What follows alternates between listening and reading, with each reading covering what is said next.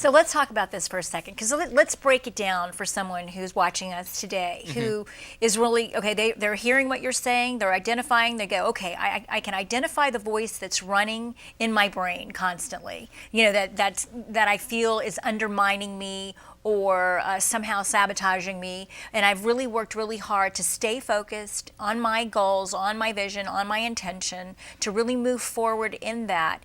But somehow this other little voice is starting to sneak in and start to kind of knock me. And so maybe I'm not getting up and going to the gym as early as I said I would. Instead of, I'm just shortchanging myself by half an hour, and I'm starting to justify it. And I'm not, just little things that start to come in that start to not make that us any of feel us know bad. what this is like. Yeah, exactly. We're all perfect. No, but I'll speak for myself. Just those little where I start to justify me not doing what I said I was going to do to take care of myself in those areas. So how would you, is that the body starting to say, "Ooh, I need a chemical hit"? Yeah, it actually is the body. And when we have the body as the mind, that's called a habit. A habit is when the body has become the mind. That if we repeat the same thoughts and the same actions and the same behaviors, we condition the body over time to literally become the mind. So now in the midst of change, when mind wants one thing and the body's been conditioned to something else, to a different agenda, literally the body is the servant to the mind. But if we keep acting and behaving and thinking and feeling in the same ways, the process over and over again habituates the mind now in the body, and so now the servant literally becomes the master. The body starts controlling the mind, and the conscious mind goes to sleep.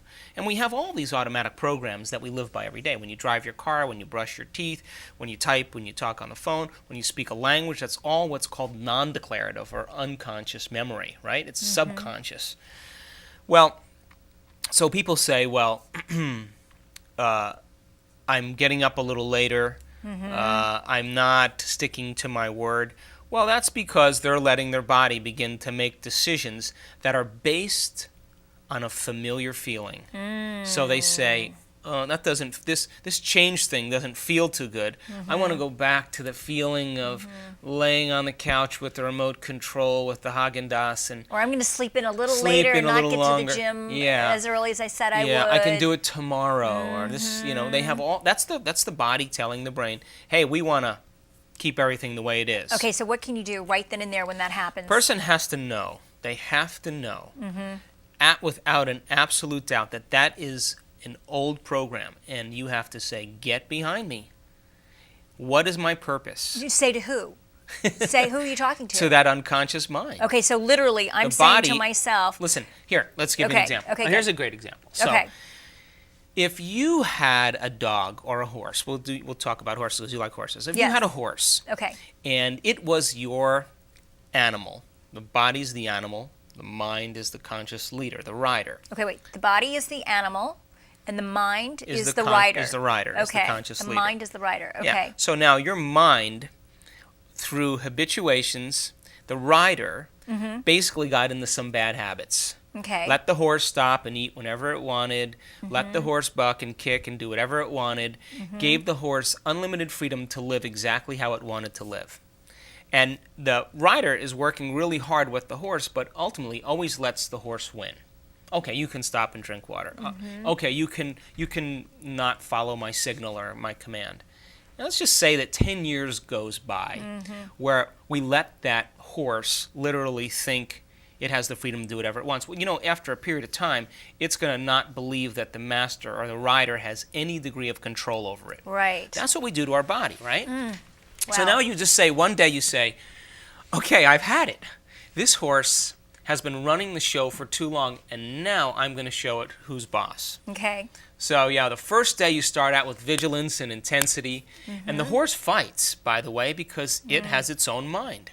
It's not used to you running the show. Right. So it starts to buck and kick, and it starts to, and you pull the bridle, you pull the reins in, but it's unbridled, and it's going to do what it wants to do. Now, most people, after the horse kicks for... Now, how many days is this bucking and kicking going on? I mean, seriously, because I've heard, okay, between day 3 and day 4 is when the body starts to crave a hit of the old chemical. And that's when you have to really be diligent. No, hours. Okay. Hours. Hours. Hours. Okay. Yeah. If you lived by suffering for 20 years, okay, all of a sudden you're no longer thinking and acting that way.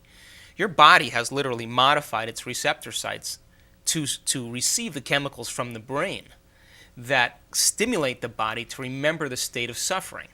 So the body begins to remember better than the brain. So all of a sudden you cut that off. Now the body just basically goes, what's the deal? What's going on up there? It's like somebody who craves sugar. Yeah, all of a sudden they're off sugar and they start craving. It's like the body's craving that chemical hit, right? Well, the Buddhists call it cravings. Okay. They call it attachment or they call it cravings. It's the Okay. same thing.